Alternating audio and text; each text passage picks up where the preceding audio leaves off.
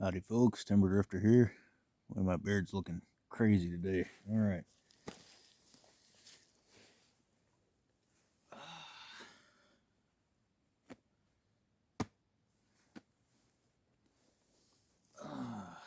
So, just kind of out a little ways from home here, just a short walk around, taking a look at the bog out here and the hill behind me that I'm sitting on.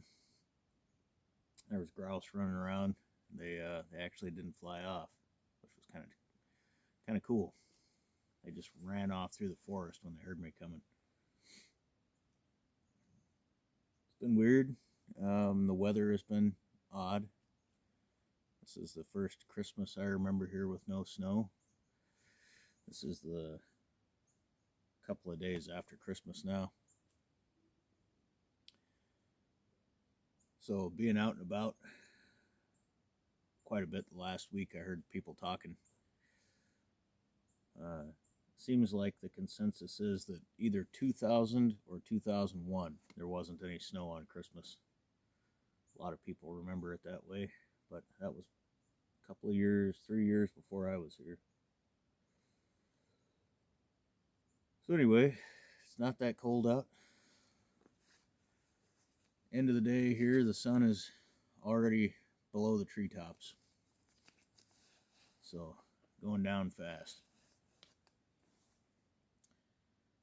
So, I wanted to talk about a pipe tobacco that I've been smoking for the last at least 2 weeks, if not more. This is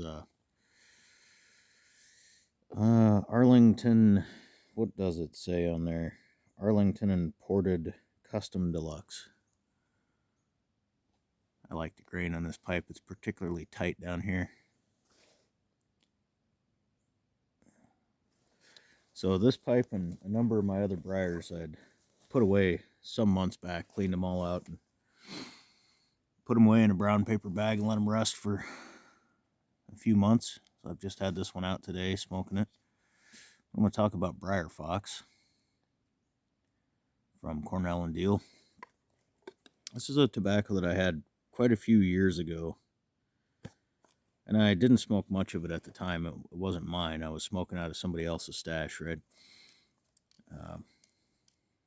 It's a crumble cake. In my memory, this was kind of a mellowed version of Haunted Bookshop, is pretty much how I remembered it being.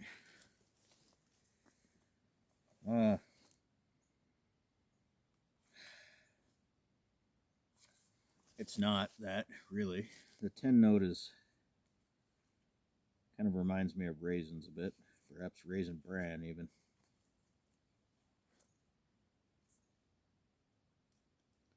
Since the 10's been open for at least 2 weeks, if not more, it's dried out a bit. And it's tasting better to me than it did. So I should talk about this cake a little bit. It's starting to pull apart pretty good now, but when it was fresh, and even up until a few days ago, it was a very solid cake. I don't remember the last time I saw a crumble cake from Cornell and Deal that was anywhere near this solid. I actually cut a flake off of it without it coming apart. I know it looks loose now, but I've been picking at it for weeks. But it's still fairly solid. You couldn't squeeze this when I first opened the tin. Or rather, if you squeezed it, it didn't flex much. So that leaves me a little bit hopeful that Cornell and Deal might be making their flakes or their crumble cakes stiffer like they used to be. I kind of quit smoking them because they were so loose. It was like ordering loose leaf tobacco pretty much with a few chunks. By the time I'd open a tin, it would just fall apart like confetti. This one has not been that way. This has been very solid like they used to be. I don't know what year. I don't remember what year that kind of changed.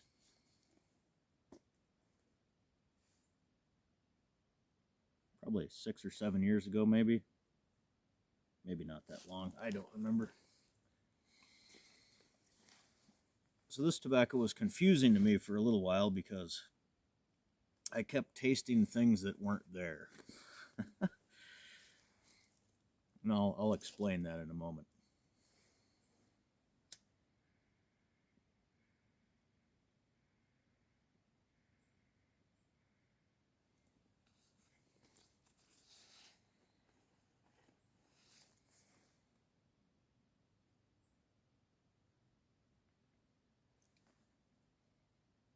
So there's a bitter flavor or feeling, I guess. It's always there. It's not, to me, it's not unpleasant. I like that. But it's always a little bit bitter.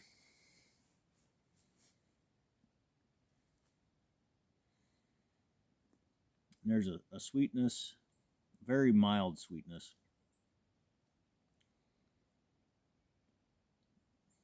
And it mostly tastes to me like I used to smoke quite a few years back. I used to smoke non-filter cigarettes. And I hear people compare, some people compare Virginias to cigarette tobacco, some people compare Burley to cigarette tobacco, and I usually don't get those flavors when they say that. Like a lot of people say that about Haunted Bookshop, that it tastes like cigarettes. I don't get that from those blends. This one I do. It kind of reminds me, and I don't know which one. It's been so long since I smoked any of those, but might be Lucky Strike. It might be the big old long Pall Mall non-filters. I don't remember. It does remind me of those cigarettes, though.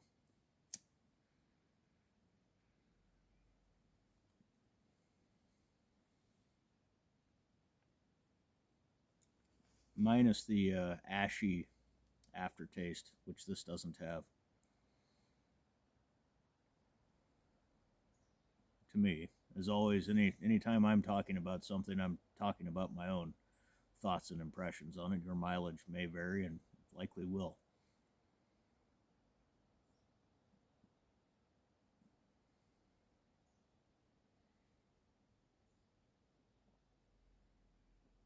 So the first probably 10 smokes I had of this, I kept having this nagging feeling in my mind that there was something there that I wasn't picking up.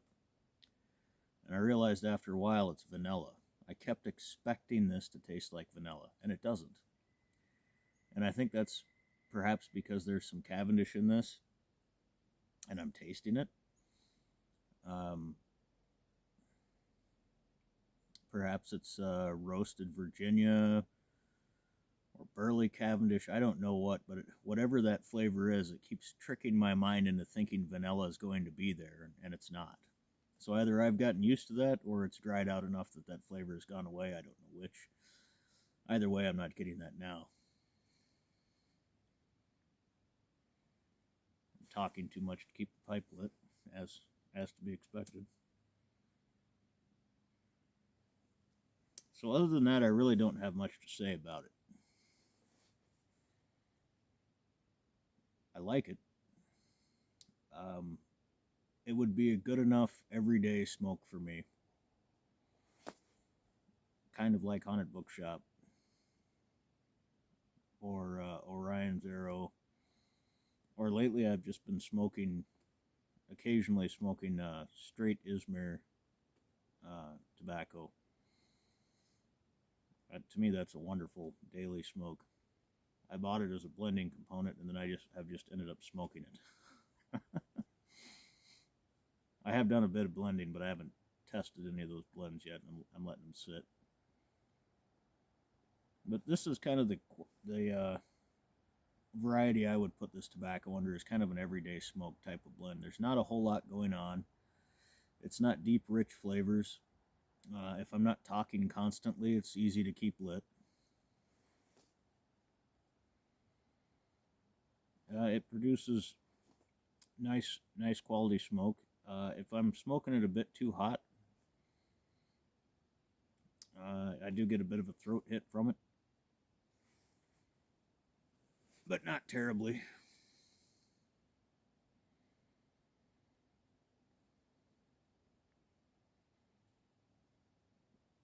It does remind me of walnut. What is that word? Pellicle? Is that the word? I'll have to look it up. The skin on the meat, the actual nut itself, not the outside of the nut, the nut meat, that kind of sort of astringent skin on the outside of a walnut meat, the part of the nut that you eat. That flavor is there, kind of like it is in some of the cigars that I smoke, and that's kind of a pleasant, comforting flavor to me. So I suppose I'd probably buy this blend again. If I did, I'd want to buy it in bulk, and I don't know that they sell it that way anymore. I know they used to sell it in a 1 pound block. I don't know that they do. I don't know that to me that it's worth buying in a tin. But as an everyday smoke, it's not challenging at all, not a whole lot of flavor going on, just a pleasant flavor, pleasant smoking experience. It's perfect for that.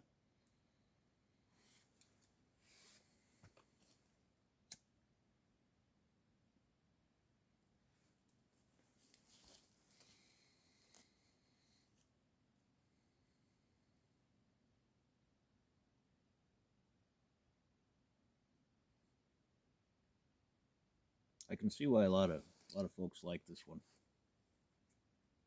It's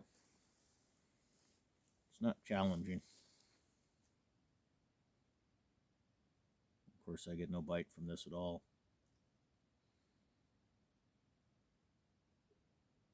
And I do like the red Virginias that the Cornell and Deal uses. Some of the European blenders use a red Virginia that's just way too tangy for me.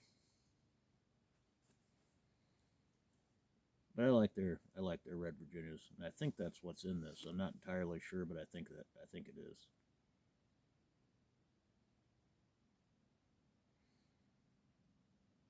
So how long have I been jabbering on here? That's enough talk about that. So I had kind of a neat experience a couple of days back.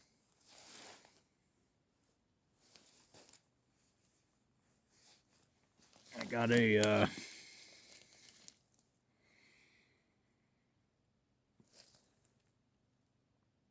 buffalo nickel or an Indian head nickel, either way. There's change. Come on there. There we go. I think you can see that. It's pretty well worn. This side is readable. The other side, the date would be right here, and it's completely worn off. But it's neat itself. It was just neat to get the nickel. I like these. I'm not a coin collector, but I do like coins, particularly an old piece of Americana such as this. I think they quit making these before World War II, probably the very late 30s. Maybe they quit making these. I haven't looked it up. And like I said, the date is not present on this one. And although it's quite worn, it's still in pretty good shape. I like to think about all the places this has been. I doubt it's been in circulation this whole time. But anyway, I had been... The night before I got this, I had a dream that I won't go into too much. But in the dream, I walked into a herd of buffalo, which I would never do in waking life. I walked right through the center of a herd of buffalo, and although they shied away from me, they didn't run or trample or challenge me in any way in the dream. And then that next morning, I stopped at the gas station, and I didn't have any change in my pocket, so I know that I didn't have this yet. When I got my change back, I didn't look at it, strangely, which I usually do. But I went to the grocery store next, and while I was paying for my purchases, I went to count out my change, and I saw a buffalo in the palm of my hand. And it reminded me of that dream, which I hadn't remembered up until that point, till I saw the buffalo nickel. So it was It was a neat experience, is what it was. So I'm going to hang on to this. Maybe I'll mount it into something. I don't know.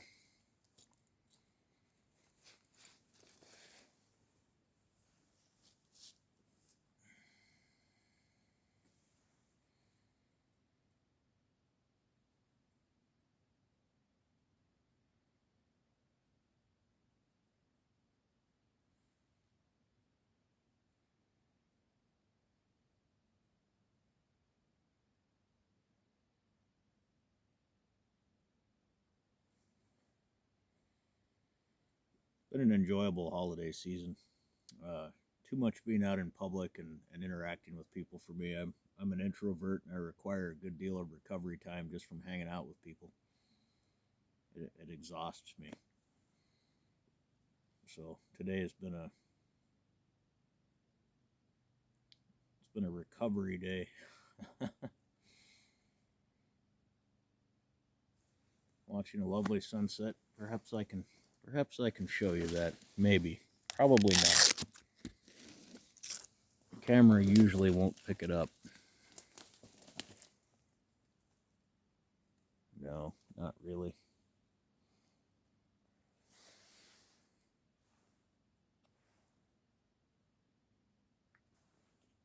Nope. Well, you'll just have to take my word for it. It's a lovely light pink and blue sunset.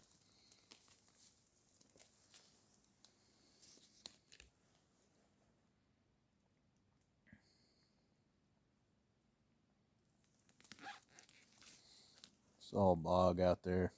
Very quiet here today. I can hear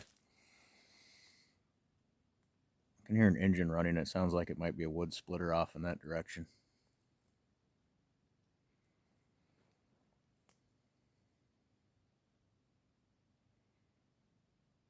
But generally quiet. That's how I like it. So y'all take care. And, it's December 27th, so I'll see you next year. Get outside.